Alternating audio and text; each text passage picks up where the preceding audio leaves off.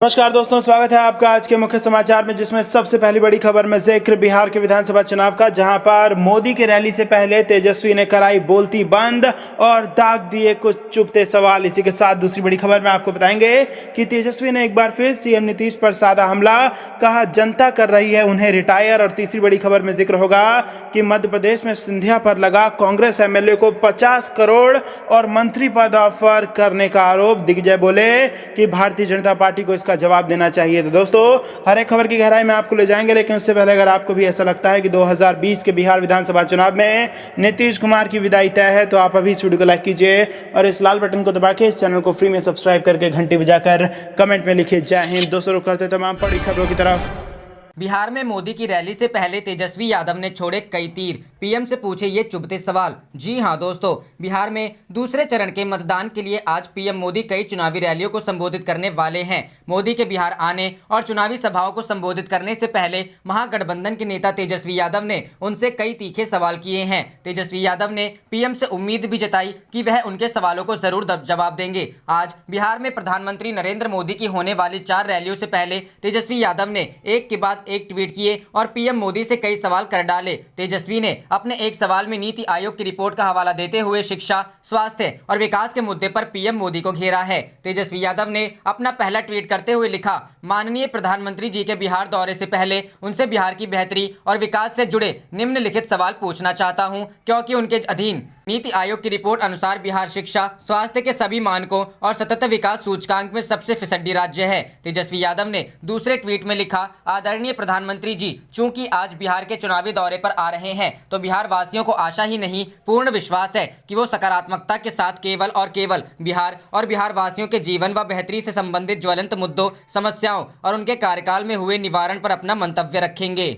रुख करते हैं अगली खबर की तरफ। बिहार चुनाव 2020, तेजस्वी ने एक बार फिर सीएम नीतीश पर हमला बोला, कहा जनता कर रही उन्हें रिटायर। जी हां दोस्तों, बिहार विधानसभा चुनाव 2020 को लेकर दूसरे दौर का मतदान 3 को होने वाला है। इससे पहले आज शाम को चुनाव प्रचार थम जाएगा। इस बीच नेता प्रतिपक्ष और महागठबंधन के सीएम फेस तेजस्वी यादव ने एक बार फिर कर्मचारियों की रिटायरमेंट उम्र के बहाने सीएम नीतीश कुमार पर निशाना साधा है। तेजस्वी यादव ने कहा कि नीतीश कुमार जी ने एक फरमान जारी किया है, जिसमें सरकारी कर्मचारियों को 50 साल की उम्र में रिटायरमेंट देने की बात कही गई है। नीतीश खुद 70 से ज्यादा के हो गए हैं, लेकिन इस बार जनता उन्हें रिटायर करने जा रही है। इस दौरान तेजस्वी ने चुनावी वादा करते हुए कहा कि हमारी सरकार बनेगी तो रिटायरमेंट की उम्र को बढ़ाएंगे। इससे पहले तेजस्वी ने एनडीए नेताओं के समर्थन में प्रचार के लिए बिहार आ रहे प्रधानमंत्री नरेंद्र मोदी से 11 सवाल पूछा। उनके आने से पहले नेता प्रतिपक्ष तेजस्वी यादव ने ट्वीट करते हुए लिखा कि आदरणीय प्रधानमंत्री जी, चूंकि आज बिहार के चुनावी दौरे पर आ रहे हैं, तो बिहार वासियों को आशा ही नहीं पूर्ण विश्वास है कि वो सकारात्मकता के साथ केवल और केवल बिहार और बिहार वासियों के जीवन और बेहतरी से संबंधित ज्वलंत मुद्दों, समस्याओं और उनके कार्यकाल में हुए निवारण पर अपना मंतव्य रखेंगे। रुख करते हैं अगली खबर की तरफ। सिंधिया पर लगा कांग्रेस एमएलए को 50 करोड़ और मंत्री पद ऑफर करने का आरोप। दिग्विजय बोले, जवाब दे बीजेपी। जी हां दोस्तों, मध्य प्रदेश की कमलनाथ सरकार में मंत्री रहे कांग्रेस विधायक उमंग सिंघार ने भारतीय जनता पार्टी के सांसद ज्योतिरादित्य सिंधिया पर गंभीर आरोप लगाए हैं। उमंग सिंघार ने कहा कि बीजेपी में शामिल होने के लिए ज्योतिरादित्य सिंधिया ने 50 करोड़ रुपए और मंत्री पद का ऑफर दिया था। कांग्रेस नेता के आरोपों के बाद प्रदेश की राजनीति में हलचल पैदा हो गई है। ज्योतिरादित्य सिंधिया अब कांग्रेस के निशाने पर आ गए हैं। प्रदेश के पूर्व सीएम और पार्टी के वरिष्ठ नेता दिग्विजय सिंह ने कहा कि आरोपों पर ज्योतिरादित्य सिंधिया को जवाब देना चाहिए। बदनावर में एक सभा को संबोधित करते हुए दिग्विजय सिंह ने कहा कि उमंग सिंघार ज्योतिरादित्य सिंधिया के खास थे। उन्होंने जो भी आरोप लगाए हैं उस पर ज्योतिरादित्य सिंधिया को स्पष्टीकरण देना चाहिए। रुख करते हैं अगली खबर की तरफ। बिहार एनडीए में सब कुछ ठीक नहीं, नीतीश की आबादी अनुसार आरक्षण की मांग पर बीजेपी की असहमति। जी हां दोस्तों, बिहार चुनाव में एनडीए में सब कुछ ठीक ठाक नहीं चल रहा है। इसकी बानगी तब देखने को मिली जब मुख्यमंत्री नीतीश कुमार ने एक चुनावी सभा में जनसंख्या के आधार पर जातिगत आरक्षण की वकालत की, तो उसके अगले ही दिन केंद्रीय कानून मंत्री रविशंकर प्रसाद ने इस पर अपनी असहमति जता दी। नीतीश ने बृहस्पतिवार को वाल्मीकि नगर की चुनावी सभा में कहा था कि वो आबादी के आधार पर आरक्षण के पक्षधर हैं। सीएम ने इसके जरिए अति पिछड़ी जातियों को साधने की कोशिश की। इसके अगले ही दिन शुक्रवार को रविशंकर प्रसाद ने कहा कि भाजपा की सोच स्पष्ट है कि जो संवैधानिक आरक्षण है उसके हम पक्षधर हैं और हम समावेशी भारत की कल्पना करते हैं। हालांकि उन्होंने कहा कि नरेंद्र मोदी की सरकार ने अगड़ी जाति के गरीब लोगों को भी 10% आरक्षण दिया है। उन्होंने कहा कि केंद्र की सरकार सभी को साथ लेकर चलने की हिमायती है। जब पत्रकारों ने आरक्षण पर भी दूसरा सवाल पूछा तो रविशंकर प्रसाद ने कोई जवाब नहीं दिया और धन्यवाद कह दिया।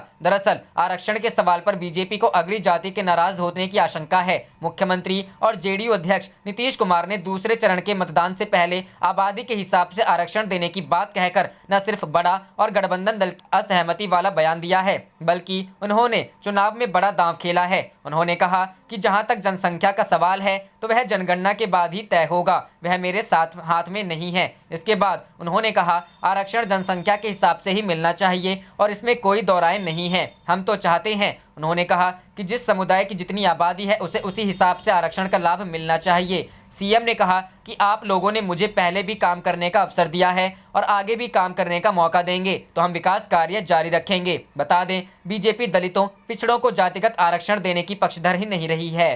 रुक करते हैं अगली खबर की तरफ। बिहार चुनाव, आयकर छापे से गरमाई राजनीति। नल जल योजना के ठेकेदारों से 2.28 करोड़ रुपए बरामद। जी हां दोस्तों, बिहार में 3 नवंबर को दूसरे चरण के लिए मतदान होना है। इसे लेकर जहां राजनीतिक गतिविधियां जारी हैं, वहीं चुनाव के बीच आयकर विभाग ने शुक्रवार को पटना के प्रमुख 4 ठेकेदारों की कंपनियों पर एक साथ छापेमारी की। विभाग की छापेमारी में इनके ठिकानों से 75 करोड़ की अघोषित आय का खुलासा हुआ है। दूसरी तरफ नल जल योजना से संबंधित एक ठेकेदार के यहां से 2.28 करोड़ रुपए नकद बरामद किए गए हैं। आयकर विभाग ने पटना, भागलपुर, हिलसा और कटिहार में 4 प्रमुख ठेकेदार समूहों के यहां एक साथ छापेमारी की थी। चारों ठेकेदारों के यहां की गई छापेमारी में 75 करोड़ की घोषित आय का खुलासा हुआ है। इनमें से 2 ठेकेदार ऐसे हैं जो नल जल योजना से संबंधित है। इनमें से एक ठेकेदार के यहां से आयकर विभाग की टीम ने नकद 2.28 करोड़ रुपए बरामद किए। अधिकांश लोग जिनके पास अवैध दस्तावेज मिले हैं वे उसके बारे में संतोषजनक जवाब नहीं दे पा रहे हैं।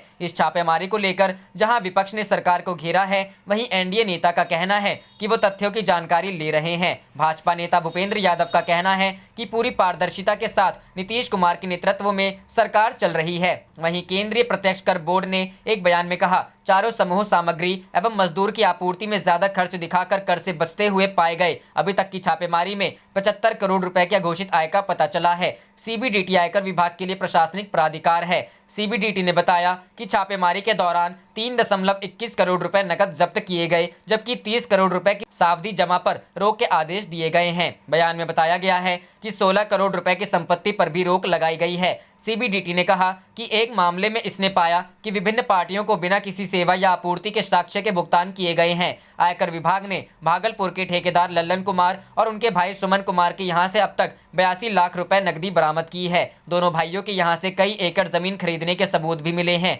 इनकी लोटस कंस्ट्रक्शन लिमिटेड नाम से कंपनी है। विभाग ने जिले की कई पंचायतों जल नल योजना में इन ठेकेदार भाइयों को मिले काम का वर्क ऑर्डर भी जब्त कर लिया है। रुक करते हैं अगली खबर की तरफ। चिराग पासवान की सभा में भीड़ जुटाने के लिए पैसे बांट रही महिला गिरफ्तार, इतने रुपए हुए बरामद। जी हां दोस्तों, भागलपुर में लोजपा प्रत्याशी राजेश वर्मा पर पैसों के बल पर सैंडिस कंपाउंड में चिराग पासवान की जनसभा में भीड़ जुटाने का आरोप लगा है। वहीं इस मामले में बरबरगंज थाना पुलिस ने जनसभा में आए लोगों को पैसा बांट रही सूर्य लोक कॉलोनी निवासी शशिनाथ झा की पत्नी गुंजन झा के रंगे हाथों दबोच लिया है। इसके साथ ही पुलिस ने इसके पास से 6,400 रुपए नकद भी बरामद किए हैं। हालांकि आरोपी महिला को थाना स्तर से जमानत भी मिल गई है। वहीं इस संबंध में सिटी एसपी सुशांत कुमार सरोज ने बताया कि आरोपी महिला के विरुद्ध मामला दर्ज कर लिया है। इसके साथ ही सिटी एसपी ने कहा कि जांच के बाद दोषी के खिलाफ सख्त कार्रवाई की जाएगी। जानकारी के अनुसार स्थानीय लोगों ने पुलिस और मजिस्ट्रेट को फोन पर गुंजन झा द्वारा पैसा बांटने की गोपनीय जानकारी दी थी। जानकारी मिलते ही पुलिस ने त्वरित कार्रवाई करते हुए बबरगंज थाना पुलिस और चुनाव आयोग द्वारा नियुक्त मजिस्ट्रेट ने कार्रवाई करते हुए रंगे हाथों गुंजन झा को गिरफ्तार कर लिया है। रुख करते हैं अगली खबर की तरफ। कांग्रेस ने किया बड़ा चुनावी दावा, सीएम नीतीश की उड़ सकती है नींद। जी हां दोस्तों, बिहार का चुनावी समर अपने चरम की ओर बढ़ रहा है। इसी क्रम में हर पार्टियां अपने अपने तरीके से जनता जनार्दन को खुश करने में लगी हैं ताकि सीटों में बढ़ोतरी की जा सके। इसी में महागठबंधन की सहयोगी पार्टी कांग्रेस ने एक ऐसा चुनावी पासा फेंका है जिससे जेडीयू और नीतीश कुमार की नींद उड़ सकती है। महिला कांग्रेस की राष्ट्रीय अध्यक्ष सुष्मिता देव ने कहा है कि यह देश के प्रधानमंत्री नरेंद्र मोदी और राज्य के मुख्यमंत्री नीतीश कुमार ने महिला सुरक्षा उनके विकास को मुद्दा जरूर बनाया पर उनके लिए किया कुछ भी नहीं। यह स्थिति तब है जबकि बिहार में अकेले 3.4 करोड़ महिला मतदाता है। सुष्मिता देव शनिवार को पटना में प्रेस से बात कर रही थी। सुष्मिता ने कहा कि नीतीश सरकार और प्रधानमंत्री जो बेटी बचाओ का नारा देते हैं, उन्होंने महिलाओं बच्चियों के लिए कुछ नहीं किया। बिहार में स्वास्थ्य, शिक्षा, सुरक्षा और कुपोषण के मामले में महिलाओं की स्थिति बेहद खराब है। आप देख रहे थे आपका अपना चैनल जय हिंद जय भारत।